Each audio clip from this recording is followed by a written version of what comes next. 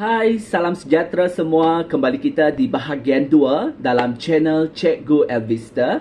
Jadi pada hari ini, saya akan kongsikan mengenai satu lagi tajuk yang menarik dalam bidang pendidikan, di mana ianya amat membantu para pelajar ataupun mahasiswa yang bakal menduduki temuduga dalam ijazah sarjana muda pendidikan.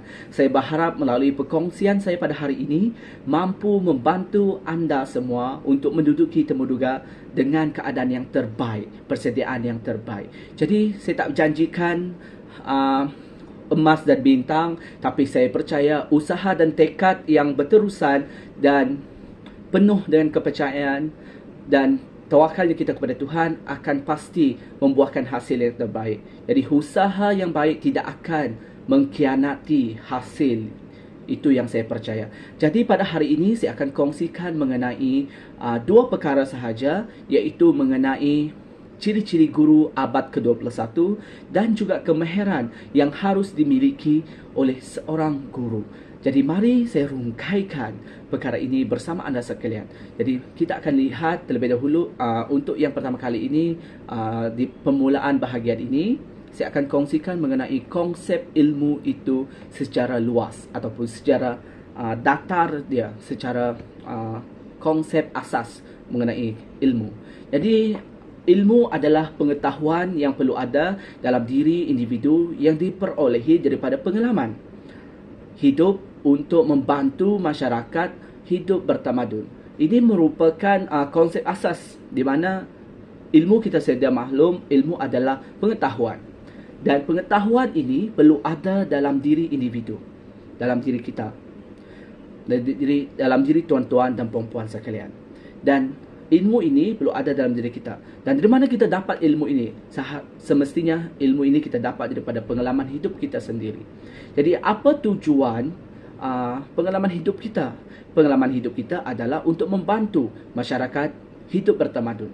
Jadi bertamadun ini satu konsep yang sangat besar, bahawa tamadun ini menunjukkan kepada mengenai adab, etika dan banyak lagi perkara. Jadi saya akan rungkaikan selepas ini mengenai ciri-ciri guru abad ke-21. Okey, ciri-ciri guru abad ke-21. Saya akan senaraikan mengenai 6 ciri-ciri guru pada abad ke-21. Dan saya harap ke-6 ciri ini akan mampu untuk membantu kita semua untuk menjadi seorang guru atau bakal guru yang berdaya saing apabila kita berada di luar sana nanti. Saya harap ini amat membantu. Yang pertama adalah guru abad ke-21 hendaklah menguasai subjek, iaitu kandungan kurikulum di sekolah. Seharusnya bagi seorang guru kita mesti menguasai benda ini. Yang kedua adalah mahir dan berketerampilan dalam pedagogi. Kita hendaklah mahir menggunakan ilmu pedagogi, iaitu seni mengajar. Kita harus menanam dalam diri kita apa langkah seterusnya untuk saya mengekalkan pelajar saya untuk terus memberikan fokus di dalam kelas apabila saya mengajar. Itu yang harus dimainkan oleh seorang guru. Yang ketiga adalah memahami psikologi pembelajaran. Jadi memahami psikologi pembelajaran ini adalah amat penting, di mana ianya menunjukkan keupayaan kita mengajar pelajar, memberikan tunjuk ajar kepada pelajar kita di dalam kelas.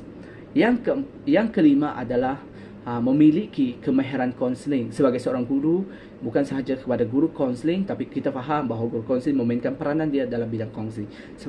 Sebagai seorang guru juga, kita hendaklah memiliki ilmu ataupun kemahiran konseling itu juga, di mana kita juga haruslah memahami masalah pelajar, di mana kita harus memberikan nasihat, apa langkah untuk mengatasi masalah yang mereka hadapi.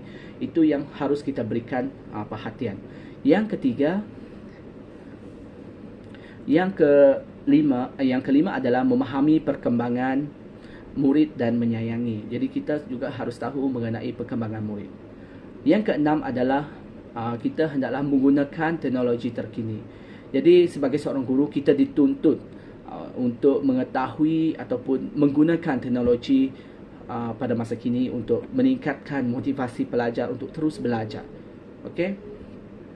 Seterusnya kita akan beralih kepada kemahiran-kemahiran yang perlu dipelajari ataupun diperolehi oleh seorang guru.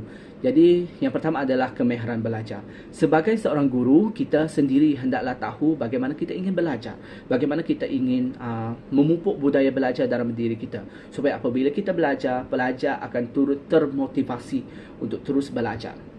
Yang kedua adalah kemahiran mengurus, di mana seorang guru ini dituntut untuk mengurus perkara. Di mana di dalam kelas mungkin kita akan dilantik mungkin di dalam sekolah kita akan dilantik sebagai setiausaha kurikulum, setiausaha co-curriculum. Jadi banyak perkara yang perlu kita urus. Macam itu juga sekiranya kita dilantik sebagai guru kelas. Jadi banyak peranan atau kemahiran yang boleh kita perolehi dan perlu kita belajar.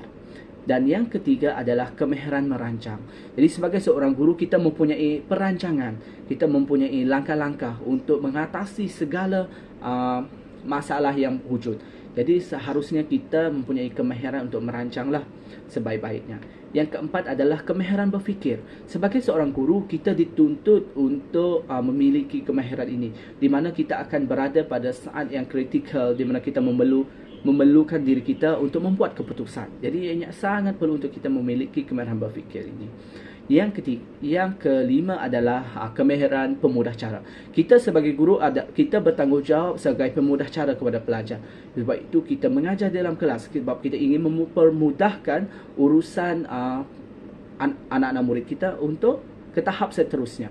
Itu adalah menunjukkan di mana kita adalah pemudah cara. Kita adalah pembimbing kepada anak murid kita.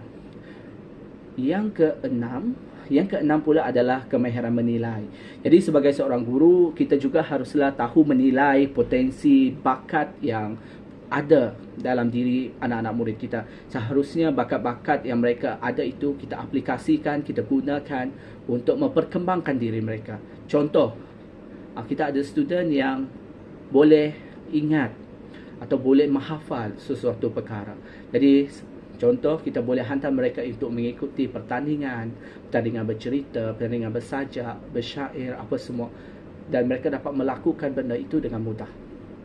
Sebab mereka mempunyai kemahiran itu sendiri. Jadi sebagai seorang guru, kita harus melihat potensi pelajar kita itu sendiri. Dan juga begitu juga dalam sukan. Contoh, pelajar kita mempunyai ketahanan, stamina yang kuat. Jadi kita tahu kalau dia mempunyai stamina yang kuat, dia boleh berlari untuk 100 ataupun 1050 meter macam tu. Jadi itu yang yang patut kita nilai sebagai seorang guru. Seterusnya yang ketujuh adalah kemahiran mengajar. Jadi seorang guru ini haruslah mempunyai kemahiran mengajar, di mana kita dituntut untuk pandai untuk mengaplikasikanlah ilmu ataupun kemahiran mengajar ini. Kemahiran mengajar adalah satu daya tarikan yang mampu kita gunakan untuk memastikan pelajar kita memberikan fokus terhadap apa yang kita sampaikan. Jadi kemahiran mengajar ini juga membantu pelajar kita apabila mereka ingin menduduki peperiksaan, mereka tahu cara kita dan mereka saya ingatlah cikgu ni pernah ajar macam ni. Macam ni, kalau soalan macam ni jawab. Macam ni cara yang cikgu beritahu. Tekniknya macam ni. Jadi, itu yang akan membantu pelajar kita apabila mereka menduduki peperiksaan. Jadi, untuk teknik yang seterusnya iaitu kemahiran berkomunikasi.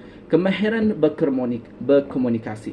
Jadi sebagai seorang guru, kita dituntut untuk pandai berkomunikasi. Itu melalui percakapan, pergaulan, perbualan kita dengan pelajar ataupun ibu bapa ataupun sesama rakan sekerja juga. Kita amat dituntutlah untuk perkara ini, di mana komunikasi ini membantu kita untuk mengatasi masalah. Contoh, kita hadapi masalah. Sekiranya kita tidak bertanya pendapat, pandangan ataupun langkah mengatasi daripada guru-guru lain, mungkin kita akan kecundang. Jadi ilmu komunikasi ini juga amat membantu. Begitu juga ilmu komunikasi ini kepada ibu bapa. Jadi apabila kita ingin berurusan dengan ibu bapa pelajar, kita juga hendaklah pandai berkomunikasi. Bagaimana dengan lenggok bahasa yang kita gunakan, bagaimana dengan hormat kita, bagaimana dengan etika kita sebagai seorang guru. Itu adalah kepentingan ilmu komunikasi kepada rakan sekerja dengan ibu bapa. Dan seterusnya, ilmu komunikasi ini juga penting untuk pelajar, di mana pelajar akan mudah memahami apa yang cuba disampaikan oleh para guru. Sekiranya mereka faham apa cikgu ni kata macam ni, jadi saya akan buat macam ni, macam tu. Jadi itu pentingnya kemahiran komunikasi ini dalam diri seseorang guru. Dan yang terakhir adalah mengenai kemahiran ICT. Guru seperti yang kita sedia maklum tadi, di dalam ciri-ciri guru abad ke-21, guru-guru dituntut untuk menguasai teknologi terkini. Jadi di dalam kemahiran ini juga, guru-guru hendaklah mahir ataupun mempunyai kemahiran ICT, teknologi. Jadi guru-guru hendaklah mengaplikasikan kemudahan teknologi pada masa kini untuk mewujudkan suasana dalam kelas. So, banyak perkara yang boleh kita lakukan, banyak kaedah yang boleh kita gunakan di dalam ICT ini.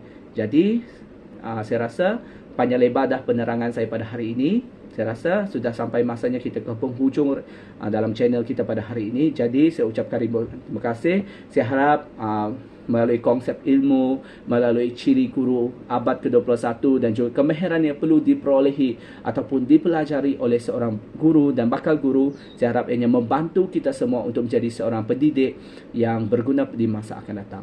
Jadi untuk adik-adik yang di luar sana yang bakal menduduki terduga, jangan risau sebab anda boleh hubungi mana-mana rakan-rakan guru ataupun kamu kenalkan sesiapa sahaja yang telah berada di dalam bidang pendidikan ataupun yang sedang belajar dalam pendidikan. Kamu boleh bertanya, tanya pendapat, apa contoh-contoh soalan yang mereka dapat. Jadi tak ada masalah sekiranya anda hubungi mereka dan gunakanlah etika yang betul. Itu sahaja yang penting. Jadi dalam bidang pendidikan ini, yang pertama, kita adalah guru, kita adalah tauladan kepada anak murid. Jadi gunakan platform ini dengan sebaik mungkin. Dan sekiranya ada persoalan ataupun pertanyaan yang ingin kamu semua saya kongsikan kepada kamu semua, boleh type di komen dan saya akan cuba sebaik mungkin untuk menjawab setiap pertanyaan, setiap permintaan anda semua. Dan kita jumpa lagi. Bye. Terima kasih semua.